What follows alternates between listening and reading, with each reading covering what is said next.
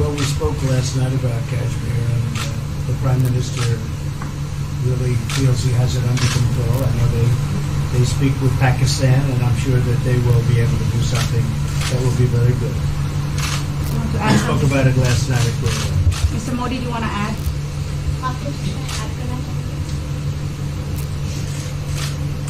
भारत और पाकिस्तान के बीच कई बायलैटरल इश्यूज हैं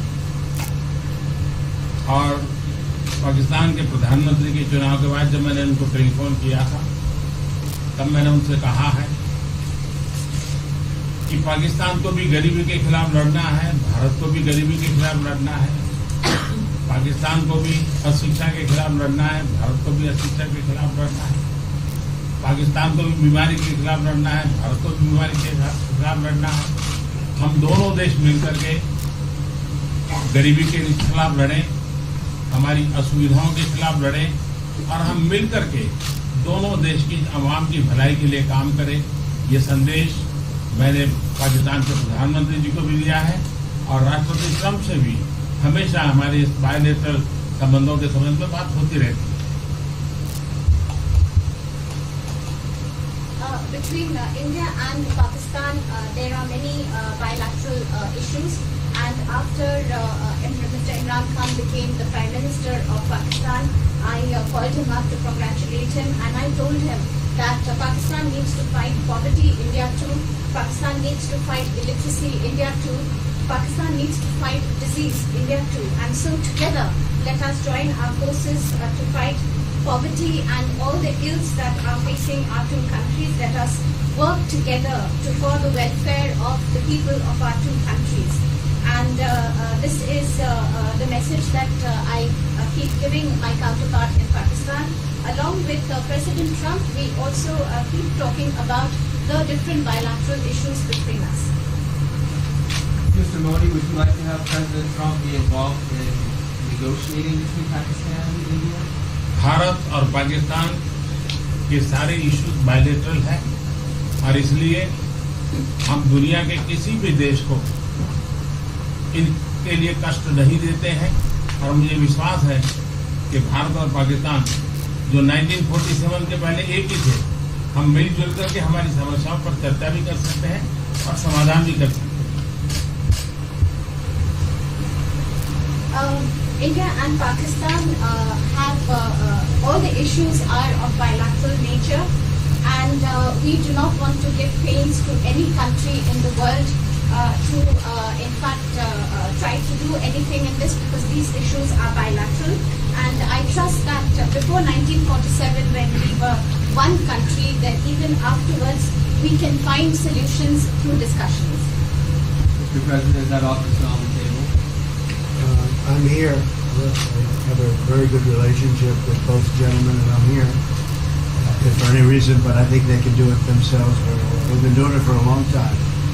President, the Chinese have said today publicly that it's more low-level calls that have happened, and they're downplaying the significance of the calls the U.S. administration. I don't know what you mean by that. Low level? The vice premier is low level? I don't think so. What's in your mind, they're low level? What is the position of the gentleman that was quoted in the newspaper today? Right. Well, the Vice Premier, Leo, came out with very significant statements, and we've been communicating through intermediaries back and forth with him. It's the Vice Premier of China. Yes, sir, I understand. That's not low level. I understand, I agree. I was just, there was a statement that the spokesman for the Foreign Ministry, for instance, said they weren't aware of the calls happening. I don't know about his There's been communication by at the highest level. Thank you, Mr. At the highest level. Can you clarify the calls? No, I don't want to. We don't want to go into. We don't want to go into. Hey, look, in the meantime, our country is doing great. We're doing great. The Prime Minister just congratulated me. Everybody that's met has congratulated us on the job we're doing in the United States with our economy. Our economy is phenomenal, best it's ever been. And that's despite the trade deals. And when the trade deals get done, like we did with Japan yesterday, we did a really big, tremendous trade deal with Japan. And we have others coming. We're negotiating now in earnest with the European Union because they want to do that. They want to do that, and I do too. So we have. When we get these deals done, our country will be transformed. I mean, it'll be monetarily transformed. It's such a difference. between the horrible, horrible one-sided deals that we had in the past. And frankly, past administrations should be ashamed of themselves for allowing that. But we have many of them. One of them is the USMCA, Mexico-Canada. And hopefully that'll get voted on very quickly. Everybody wants it to happen, so hopefully we can make that a bipartisan bill. But we have many trade deals that are doing very well, and including China. And I think it was necessary to go through this, you would say a rough patch, but I'd say maybe much more than a rough patch. But that's okay, because we've been paid billions and billions of dollars. And you know that prices haven't gone up, and there's been no inflation. And we've put a lot of money in the Treasury, and tens of billions of dollars. And I've given a lot of it to the farmers that were hurt. I've been able to give a lot of money, compliments of China, to the farmers that were hurt, because we gave them 16 billion and we gave them 12 billion the year before. That made them whole. That was the amount of money that China didn't invest in to our farmers, give to our farmers. So the farmers have been amazing, but they're very happy with the job we're doing. But eventually they're going to be the biggest, or one of the biggest beneficiaries. Okay? Mr. President, did you attend the climate session? Say it? Did you make it to the climate session? Were there any conclusions that you took away I'm from going it? to. In fact, it's going to be our next session. So we haven't had it. Do you have a message that you'd like to deliver to? No, I want clean air and clean water. And we're right now having the cleanest air and cleanest water on the planet. But that's what I want. I want absolutely clean air and clean water. Mr. President, just briefly back on China, we saw the comments from you about wanting calm. Calm. Calm, exactly. Just wondering if you could clarify what you meant about the call. Was that with lighthearted? I don't want to talk about calls. We've had calls. We've had calls at the highest levels. But I don't want to talk about that. But the vice chairman put out a statement last night that was a statement and saying that he wants to make a deal and he wants calm. And I think it's a very good word to use, calm. Not a word that I use that often, but it's a good word to use. And I think it's one of the reasons that's a great country. I mean, they understand. I think that message also helps with respect to Hong Kong. I really do. I think it makes it easier for Hong Kong to do something. And I think that President Xi will do something with Hong Kong. I really think that message is a good message with respect to what the ultimate outcome is in Hong Kong. Very, very positive message.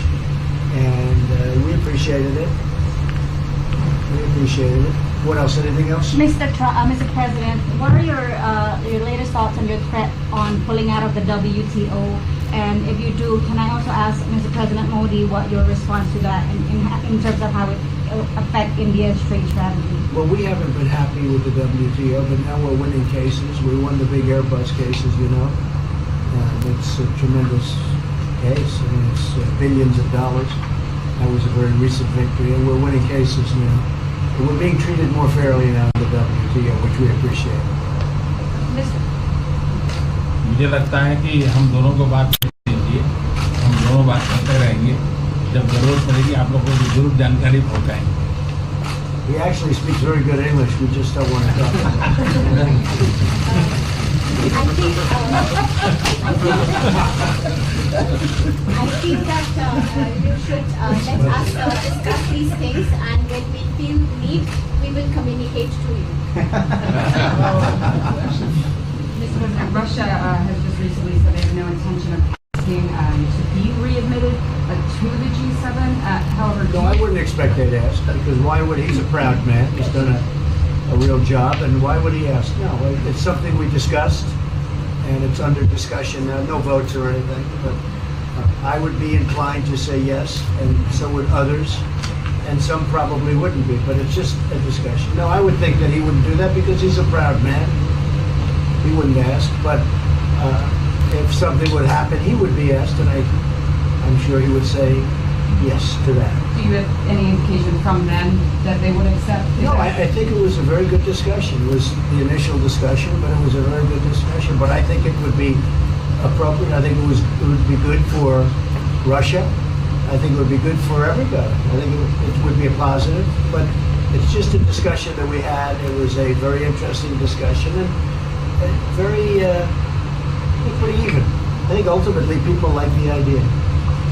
Mr. President, what would be your message to the American people in terms of what is your biggest achievement at this G7? Well, we've had a lot of achievements.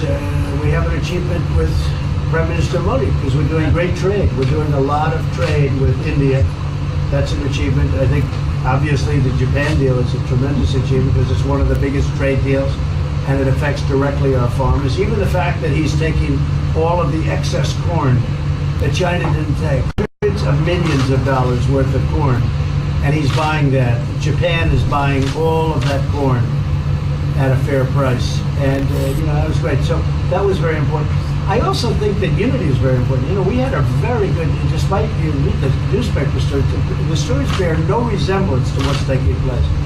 You saw me with Chancellor Merkel. You saw me with all of them. The relationship is great. We have 7 nations. In addition to that, we have other nations like India and others that came in. Australia came in, Scott. We have a lot of people came in. And I'll tell you that it's been total unity.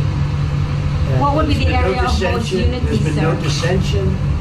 There's been no fights or arguments. There's been no anything. I mean, there's been great unity here. And honestly, the papers haven't reported how good it's been.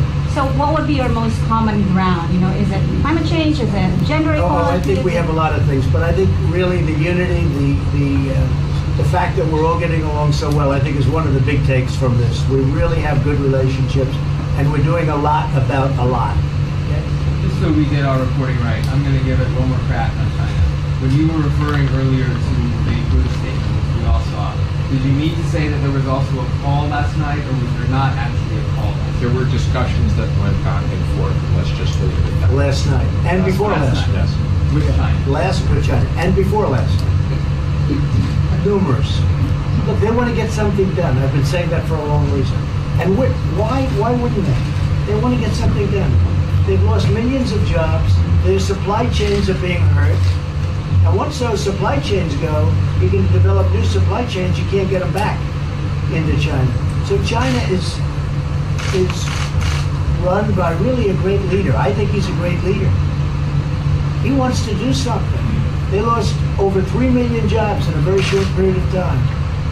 A lot of companies have left China and they're leaving China. They want to get it done. I knew that.